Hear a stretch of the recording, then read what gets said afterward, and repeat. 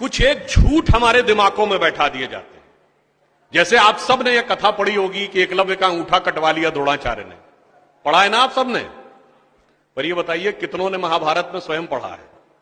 मेरे विचार से हम में से किसी ने भी कभी महाभारत में वह प्रसंग पढ़ा ही नहीं होगा एकलव्य वाला।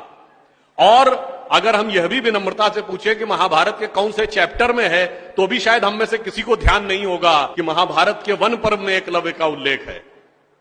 मगर देखिए मार्क्स और मैकाले का प्रभाव कि हमारे दिमागों में ऐसा भरा हुआ है कि हम ग्लानि से आबद्ध हैं बगैर पढ़े हुए। अब मैं आपसे कहूंगा, जाइएगा, जाकर पढ़िएगा। अवेलेबल हो तो इंटरनेट पे जाके सर्च कर लीजिएगा, न हो तो जो महाभारत सीरियल आया था उसका एपिसोड जाके यूट्यूब पे देख लीजिएगा। कि किस्सा ये था कि जब आपको चाहे आपने कथा सुनी होगी कि कुत्ते का मुंह बाणों से भर गया था जो एकलव्य ने तीर चलाए थे, और जब वह तीर अर्जुन निकालते हैं तो उस कुत्ते के मुंह में खरोंच तक उस बाण से नहीं आई होती है, तो वो चौंक जाते हैं क्योंकि ये सामान्य तीर नहीं है। उन्होंने कहा तो दिव्य अस्त्र है कि मुंह में पूरा तीर से भर गया मुंह और इसके बाद भी एक खरोंच नहीं आई। आप कहेंगे दिव्यास्त्र का मतलब क्या? दिव्यास्त्र का मतलब ये है, जैसे रशिया यूक्रेन की लड़ाई चल रही है ना, इससे पहले मिडिल ईस्ट की लड़ाई देती थी, तो जो मिसाइल जाती है वो लेजर गाइडेड जाती है। जिस बिल्डिंग पे गिरना उसी बिल्डिंग पे गिरती है, अगल बगल पे नहीं गिरती, क्योंकि the direction is precise to the metres.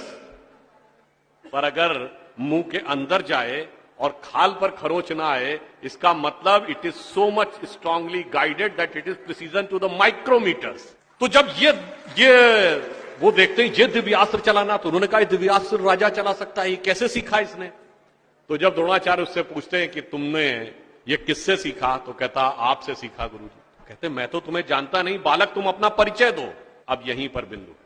Eklavya क्या कहता है? मैं मगध नरेश जरासंध के प्रधान सेनापति हिरण्य धनु का पुत्र एकलव्य। अरे वो मगध के chief of the arm forces का बेटा था। यदि आप ये कह रहे हैं कि वनवासी था, तो ये भी पूरा वाक्य तो पूरा करो कि वो सेना अध्यक्ष था। मगर देखिए कितनी चालाकी से छुपा लिया आधे तथ्य को, और उसके बाद हमारे दिमागों में भर दिया कि ये बहुत गलत किया गया। बताइए, हमारे हिंदू धर्म के दो महाकाव्य, रामायण और महाभारत, दोनों का रचयिता कौन? रामायण का रचयिता महर्षि वाल्मीकि, जो संस्कृत के आदि कवि माने जाते हैं। आज जो वाल्मीकि समुदाय है वो किसमें आता है? शेड्यूल कास्ट में। महाभारत के रचयिता और वेदांत और मीमांसा के रचयिता महर्षि वेदव्यास, जिनकी मां मछुआरिन थी, वह समुदाय किसमें आता है? कुछ राज्यों में, दिल्ली में शेड्यूल कास्ट में, यूपी में अति पिछड़े में। तो मेरे भाई, संत रैदास, नामदेव, कबीर, दादू, ये सब पूज्य संत हुए, फिर भी हमारे दिमागों में ये भरा जाता है। और कौन भरता है? वो लोग भरते हैं जो अपने यहां समाज के गरीब वर्गों की खरीद फरोख्त करते थे। और आपको यह भी बात बता दूं, जब हम कभी अपने यहां कहते हैं फॉरेन ट्रेवलर्स ने दिखाओ क्या लिखा है, तो मैं ये बात आपसे कहता हूं, इसको भी जाके चेक कर लीजिएगा। किसी फॉरेन ट्रेवलर का सबसे ऑथेंटिक जो रेफरेंस माना जाता है, वो चंद्रगुप्त मौर्य के समय में मेगस्थनीज आया था ग्रीस से, जिसने अपनी किताब लिखी है इंडिका, आज से 2300 साल पहले।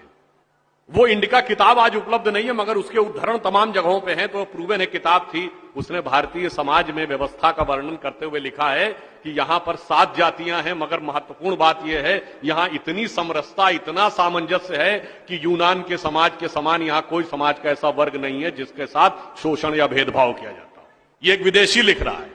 और मैं एक और बात आपसे बताना चाहता हूं, बहुतों को नहीं पता होगा, गांव में पंचायत होती है ना, ये पंचायत में 5 की संख्या कहां से आती है? ये 4 या 6 क्यों नहीं?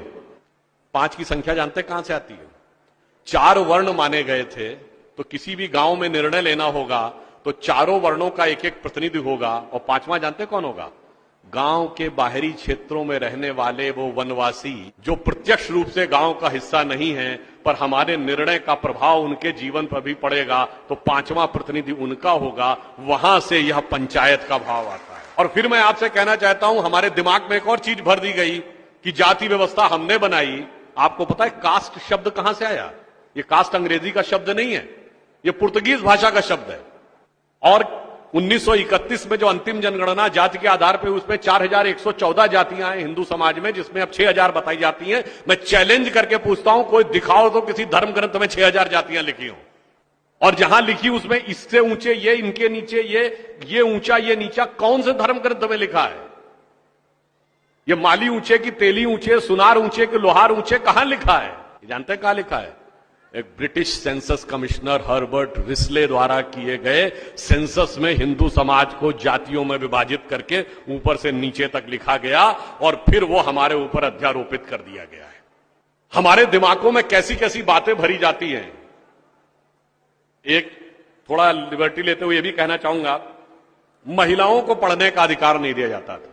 अब यह बताइए, हमारे यहां दिल्ली में लोगों को ध्यान नहीं होता है, आप लोगों ने मैत्री कॉलेज और गार्गी कॉलेज है ना, ये मैत्री और गार्गी कौन थी? ये वैदिक काल की 20-22 विदुषी स्त्रियों में से एक हैं। गार्गी ने ऋषि याज्ञवल्क्य के साथ शास्त्रार्थ किया। फिर मैं चैलेंज करके कहता हूं, दुनिया में कोई दूसरा धर्म संस्कृति बताइए जहां धर्म पे टिप्पणी करने का अधिकार किसी महिला को हो और किसी धर्म के ज्ञाता के साथ शास्त्रार्थ करने का अधिकार। फिर हमको समझाया जाता है कि हमारे यहां बराबरी नहीं थी। अरे आप सबको याद हो, सबसे प्रख्यात शास्त्रार्थ कौन सा है? आचार्य मंडन मिश्र और आदि शंकराचार्य के बीच में। दोनों के बीच में जो शास्त्रार्थ हुआ, उसका जज कौन था? आचार्य मंडन मिश्र की पत्नी उभय भारती। फिर मैं चैलेंज करके पूछता हूं, पहले दुनिया कोई धर्म बताइए जहां टिप्पणी करने का अधिकार स्त्रियों को हो और जज बनने का अधिकार हो डिस्कशन में। उसके बाद हमसे कहते हैं कि साहब बराबरी नहीं थी। इसलिए मैं कहना चाहता हूं कि हमारे यहां तो समाज में जिस प्रकार से एकाकार करके सबको साथ में लिया जाता था, बराबरी का तो आलम यह था, बराबरी नहीं थी। यह सच है, हमारे यहां बराबरी नहीं थी। हमारे यहां मातृशक्ति को पहले रखा जाता था। इसीलिए हम क्या बोलते हैं? सीताराम, सीता पहले राम बाद में। लक्ष्मी नारायण, लक्ष्मी पहले नारायण बाद में। गौरी शंकर, गौरी पहले शंकर बाद में। राधे कृष्ण, राधा पहले कृष्ण बाद में। माता पिता, माता पहले पिता बाद में। और इसीलिए हमारे जितने भी प्रतीक हैं, भारत भी माता है, धरती भी माता है, प्रकृति भी माता है, गीता भी माता है, गंगा भी माता है, गाय भी माता है, गायत्री भी माता है। और ये केवल कोई आध्यात्मिक धार्मिक बात नहीं है। वर्ल्ड की डॉक्यूमेंटेड हिस्ट्री में अगर पहली बार कोई वुमेन रूलर रही है